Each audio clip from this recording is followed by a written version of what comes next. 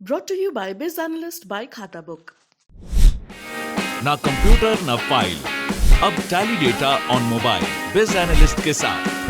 मुझे बहुत खुशी है कि समाजवादी पार्टी ने एक गरीब परिवार की बेटी को धनबल और बाहुबल और इन झूठे मक्कारों के खिलाफ लड़ने के लिए उतारा। जनता ने अपार प्रेम, समर्थन, आशीर्वाद दिया और मैं मानती हूँ कि भारतीय जनता पार्टी को ईवीएम ने जीत दी। मैं लगातार जब काउंटिंग शुरू हुई, मुझे याद है कि मेरी तीसरी मशीन खुल रही थी, उस पर 99% बैटरी चार्ज थी। मैंने चुनाव आयोग के अधिकारी से पूछा, आरओ से पूछा कि मुझे बताएं कि ये मशीन कैसे 99% चार्ज है। मैंने उनको एग्जाम्पल भी दिया कि अगर एक मोबाइल फ़ोन है, वो अगर कुछ मिनट भी इस्तेमाल होता है तो उसकी बैटरी घटती है। 23 तारीख को चुनाव हुआ और जब काउंटिंग हो रही थी तो काउंटिंग वाले दिन तक 10 से 15 दिन हो चुके थे। उसके बावजूद ईवीएम में 99% बैटरी कैसे, इस पर वो कोई जवाब नहीं दे पाए। दूसरी बात जब ये हुई, मैंने जब एक मशीन खुली, मैंने ऑब्जेक्शन किया, काउंटिंग रोक दी। लेकिन उसके बाद चुनाव आयोग के अधिकारी ने कहा ये कोई बात नहीं होती काउंटिंग रोकने की और काउंटिंग जारी रहेगी। काउंटिंग जारी रहती है, लगातार लीड बनाते हैं हम। 2200 की लीड से शुरू करते हैं और वो लीड घटती नहीं है, वो लीड 22वें चरण तक 18,000 14,000 की रहती है। उसके बाद कुछ ही देर बाद वहां पर सरकार के बड़े आला अफसर आते हैं। 4 बजे का समय होता है, भारतीय जनता पार्टी चुनाव जीत रही होती है।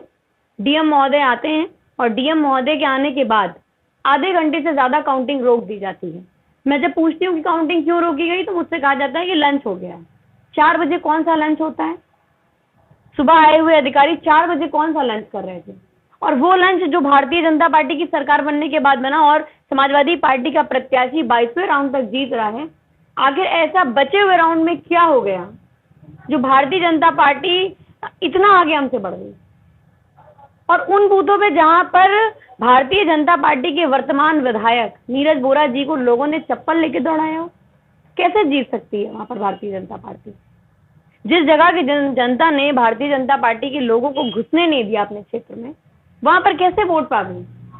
डीएम बताएं कि उन्होंने मुख्यमंत्री को खुश करने के लिए और क्या क्या किया है 172 विधानसभा के, क्योंकि मुख्यमंत्री ने इस सीट पे अपनी प्रतिष्ठा लगा रखी थी। मुख्य चुनाव आयोग का सीधा साधा आदेश था कि कोई सड़क पर मीटिंग नहीं होगी। मुख्यमंत्री आनंद फानन में जब उनको लगा कि समाजवादी पार्टी यहाँ चुनाव जीत रही है तो उन्होंने आनंद फानन में यहाँ पर मड़ियाव थाने के बाद सड़क पर मीटिंग करके रोड जाम कर दी। एक मुख्यमंत्री सड़क पर मीटिंग कर रहा था, लोग उसकी मीटिंग में नहीं थे, बाहर से बुलाए गए लोग थे। और उसके बाद उनके मंच पर कौन? इस उत्तर विधानसभा के प्रभारी उप मुख्यमंत्री दिनेश शर्मा थे।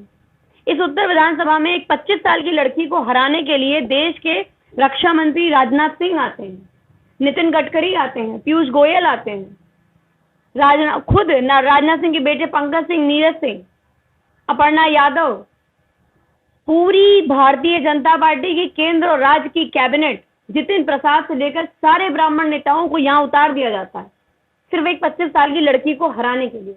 और जब सब मिलकर नहीं हरा पाते तो योगी आदित्यनाथ यहाँ आके सभा करते। बेईमानी हुई है, बेईमानी की है इन लोगों ने। और मुझे लगता है कि जो लोग वहां पर थे, मौजूद थे, आप किसी से पूछ लो, हम लोग चुनाव नहीं हार रहे थे। जब हम भाजपा की गढ़ को फतेह कराए, तुम कैसे चुनाव हार सकते थे उस जगह से जहां पर भाजपा के विधायक हराए गए? लेकिन डीएम ने खुश करने के लिए राजनाथ सिंह को, मुख्यमंत्री योगी आदित्यनाथ को क्या किया? जो लोग कह रहे हैं कि ईवीएम में सेटिंग भी थी, ईवीएम बदली भी गई, अचानक से क्या? मुझे नहीं समझ में आता कि क्यों, अगर डीएम आए भी तो आधे घंटे के लिए, उनके आने के बाद क्यों अधिकारियों ने आधे घंटे के लिए वोटिंग रोक दी? क्या कर रहे थे वो आधे घंटे? और आधे घंटे बाद आप यकीन मानिए 4 बजे के बाद जब भाजपा की सरकार बनती दिखती है, उसके बाद ईवीएम खुलती है तो एक तरफा नीरज बोरा को ऐसी जगहों से वोट मिलने लगता है जहां पर वो कभी गए भी नहीं, और भारतीय जनता पार्टी की ईवीएम ने उन्हें जिता दिया। मैं तो एक गरीब परिवार से आती थी, मेरा तो कोई पॉलिटिकल बैकग्राउंड भी नहीं था। उसके बाद हमने उनको 22 राउंड तक तो उनके छक्के छुड़ाई दिए। उसके बाद डीएम को उनको धन्यवाद बोलना चाहिए, योगी आदित्यनाथ को धन्यवाद बोले जिन्होंने उनकी इज्जत बचा ली। चाहे झूठ से चाहे फरेब से इज्जत बची है। लेकिन मैं ये मानती हूँ कि फैजुल्लागंज का विकास नहीं हुआ है। बोरा जी ये बात ध्यान रखें कि अगर जल भराव होगा तो पूजा शुक्ला उन लोगों के साथ खड़ी वहीं सड़क पर मिलेगी। जब डेंगू मलेरिया से हमारे बच्चे बीमार होंगे तो ये पूजा शुक्ला 20 करोड़ में बेड नहीं बिकने देगी।